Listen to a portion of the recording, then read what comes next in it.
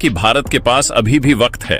भारत के पास अभी भी मौका है कि वो अपने फाइटर जेट्स के लिए सही इंजन का चुनाव करे।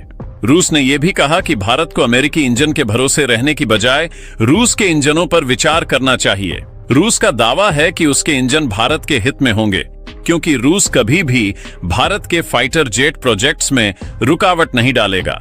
रूस ने यह भी याद दिलाया कि भारत ने तेजस प्रोजेक्ट्स में पहले ही काफी पैसा और समय खर्च किया है, लेकिन अमेरिकी इंजन की वजह से ये प्रोजेक्ट्स समय पर पूरे नहीं हो पा रहे।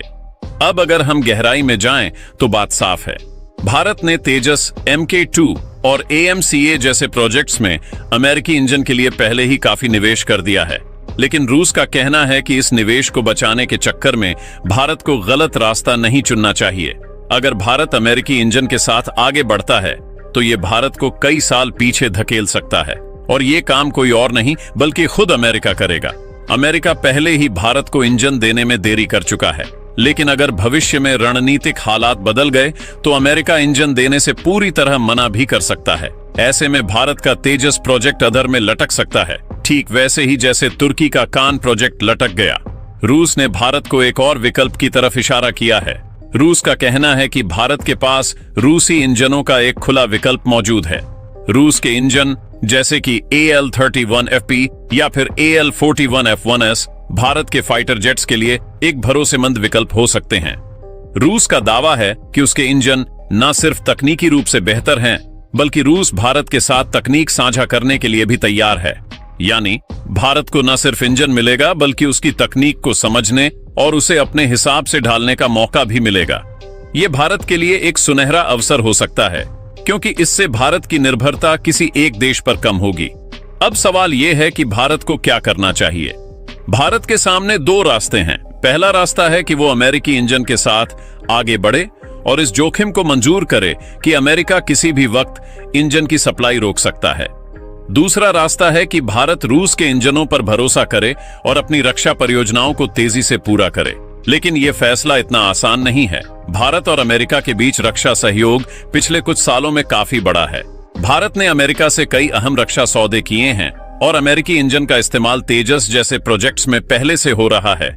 ऐसे में रूस की तरफ जाना भारत के लिए एक बड़ा रणनीतिक बदलाव होगा, लेकिन रूस की चेतावनी को हल्के में लेना भी भारत के लिए ठीक नहीं होगा। तुर्की का उदाहरण भारत के सामने है। तुर्की ने भी अमेरिका पर भरोसा किया, लेकिन जब बात तकनीकी वर्चस्व की आई तो अमेरिका ने तुर्की को पीछे धकेल दिया। भारत को यह समझना होगा कि रक्षा और तकनीक के मामले में कोई भी देश पूरी तरह भरोसेमंद नहीं होता। हर देश अपने हित पहले देखता है। अगर भारत को अपनी रक्षा परियोजनाओं को समय पर पूरा करना है तो उसे अपने विकल्प खुले रखने होंगे। भारत के सामने एक और रास्ता भी है, और वो है खुद का इंजन विकसित करना। भारत का DRDO पहले से ही इस दिशा में काम कर रहा है। कावेरी इंजन प्रोजेक्ट इसका एक उदाहरण है, लेकिन यह रास्ता इतना आसान नहीं है। खुद का इंजन बनाना समय लेने वाला और खर्चीला काम है। इसके लिए भारत को न सिर्फ तकनीकी विशेषज्ञता की जरूरत है, बल्कि बड़े पैमाने पर निवेश भी चाहिए। फिर भी अगर भारत लंबे समय की सोच रखे तो ये रास्ता सबसे बेहतर हो सकता है, क्योंकि जब तक भारत किसी और देश के इंजन पर निर्भर रहेगा तब तक उसकी रक्षा परियोजनाएं किसी न किसी तरह की रुकावट का सामना करती रहेंगी।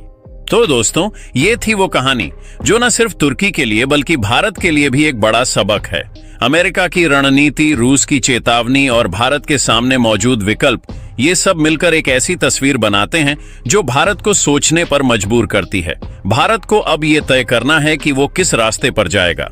क्या भारत अमेरिका पर भरोसा करेगा, या फिर रूस के साथ अपने पुराने रिश्तों को और मजबूत करेगा, या फिर भारत खुद की तकनीक पर काम करके आत्मनिर्भर बनने की दिशा में बढ़ेगा? ये सवाल आसान नहीं है, लेकिन इनका जवाब भारत की रक्षा और भविष्य के लिए बहुत जरूरी है। आपको क्या लगता है, भारत को क्या करना चाहिए? अपनी राय हमें कमेंट्स में जरूर बताएं। और अगर आपको ये जानकारी पसंद आई तो इस वीडियो को लाइक करें, शेयर करें और हमारे चैनल को सब्सक्राइब करना ना भूलें।